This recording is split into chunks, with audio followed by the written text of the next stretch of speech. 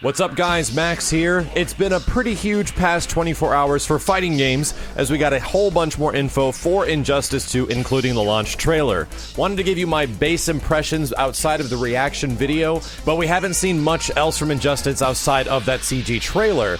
But from the CG trailer, we saw a lot of character transformations and a lot of the roster we remember from the first Injustice, with a couple of newcomers being hinted at and shown. In terms of the armor variations and how they look, I'm not extremely jazzed about it. I do like some of the character designs, or at least the base character designs, but the point of the trailer was to actually show people that characters are going to look different, because that is a key gameplay mechanic moving forward, which was recently revealed about the game. Injustice 2 is going to feature a gear system, which will allow players to build their own version of Superman, Batman, and anyone else in the Injustice universe. This thing is going to have RPG-like mechanics, which will reward you with loot drops every time you play the game, and each loot drop is going to have a character-specific power-up. They do not only change the look of the character, but they actually completely change your fighting strategy and personal approach to every match. Holy shit, is this even a fighting game? This sounds absolutely insane. Not only from a perspective of balancing, is this even going to be a game that's competitive? Granted, I'm not super into games having to be competitive, but it would be nice if I jumped online and there wasn't a level 99 fucking Superman blasting me with eye lasers from a mile away. Now, for myself and a lot of people, this was the initial reaction you had, was going up against somebody that is much higher in level and then totally getting blasted away because they had better items. Essentially, like a pay-to-win system is what this gives off the impression of, but I don't think that's what it's going to be. I'm fairly sure NetherRealm knows how volatile that's going to make an audience feel. There has been some rough times with WB games, especially in regards to the PC versions of their titles, which we're going to talk about with Injustice 2 in a second, but I don't think they'd take something to that extreme, nor do I think they're going to do something in terms of a pay-to-win strategy and actually allowing people to fight other people online, and whoever spent more money on your Superman is probably going to do better.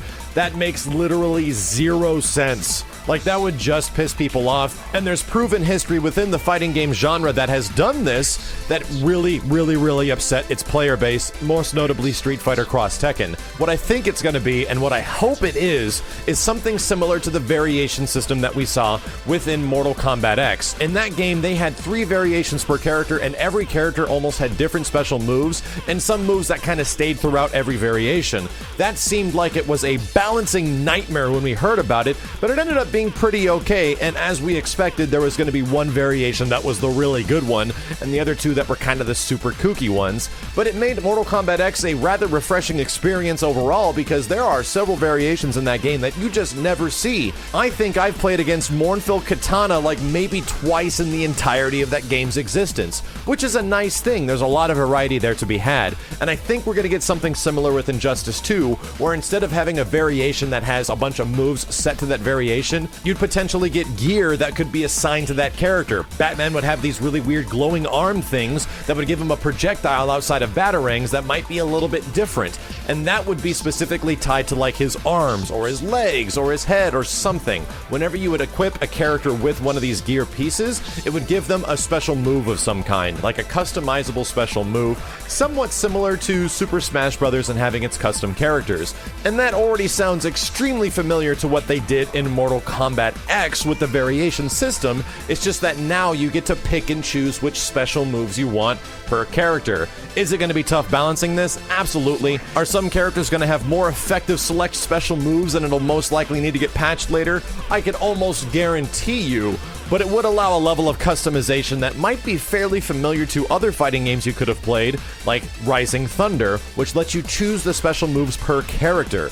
I wouldn't be surprised if this is it, but I desperately hope they don't go with like stat boosts to defense and attack and everything like that. Keep that in single player modes. If there's an RPG like story mode with that element, that's absolutely awesome, but in terms of multiplayer, it needs to stay focused on the skill level of each player instead of what sick ass gear you have.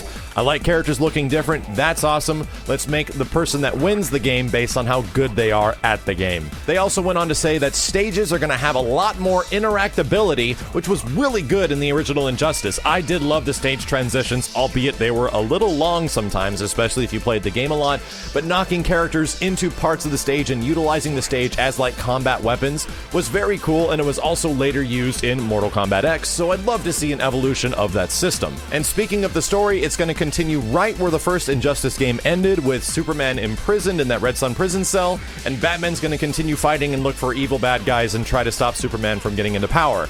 It's going to continue the dickhead Superman story, which is good because I really like the story mode to Injustice, but I do want them to incorporate these RPG elements into the story. Like, NetherRealm games always have the best story modes in fighting games, but there's usually not much you can do within them. It's just a generic fight between you and the character, and I would love to see this customization affect the story mode. In terms of the roster, we have a pretty good idea who's going to be in the game so far, just based on some hints that were in the trailer, like Captain Cold's gun. There was also recently a t-shirt that came out that had a whole bunch of character icons on it that leaves some pretty lasting impressions. So here's who we have so far: Aquaman, Atroticus, Batman, Captain Cold, Dr. Fate, Flash, Gorilla Grodd, Harley Quinn, Supergirl, and Wonder Woman. A lot of characters we remember from the first game, but some interesting additions that I wasn't quite expecting this early on. And last but not least is one of the more impactful things that's happened as a result of all this information: there is no PC version of Injustice 2. For you guys that might not be aware, the previous couple of games that have come out from WB on the PC were not that great, with several rumors of them being outsourced to other companies with very limited time to make the port a good one. This happened with Mortal Kombat X, it happened with the latest Batman game, and even previous versions of Mortal Kombat 9 and Injustice weren't especially bad on PC, but they saw no improvements to netplay, and they came out a long time after the console version did. I do believe that there will be an Injustice 2 on PC in the future, but they're clearly not focusing on it at launch because of the huge disaster that was the previous couple of PC games that WB rushed out. I'm glad they're not rushing it out, but I'm also kinda sore that they're not doing a PC version, because that'd be the one I would clearly play if it did run better than all the consoles. But if it just doesn't run good, then don't even give us a PC version, which is seeming to be what their conclusion is as well. I do hope there's an update about this in the near future, because that left a really stale taste in everyone's mouth after MKX, because MKX could have been so freaking awesome. The mods are amazing. I wish they released Combat Pack 2 and fixed that thing, but it's looking like it's not going to happen. Outside of that, guys, there's even more Injustice news coming up on Saturday, where they are doing the first gameplay reveal of the title at the big ESL MKX tournament, which is fantastic. I'll be there for a live reaction to it and do a gameplay breakdown as soon as possible, and then days after that, I might have the luxury of playing Injustice 2 at E3 if it is playable in some way on the show floor. I can only hope so, and if it does happen, I encourage you guys to subscribe to the channel, as I'll be back with a whole bunch more Injustice 2 information and news leading up into the launch date of the game, as well as a ton of other fighting games. Like, I kind of like fighting games. It's the whole point of the channel. If you do too, appreciate the subscription. Have a good one, guys. My name is Max, and I'll see you next time.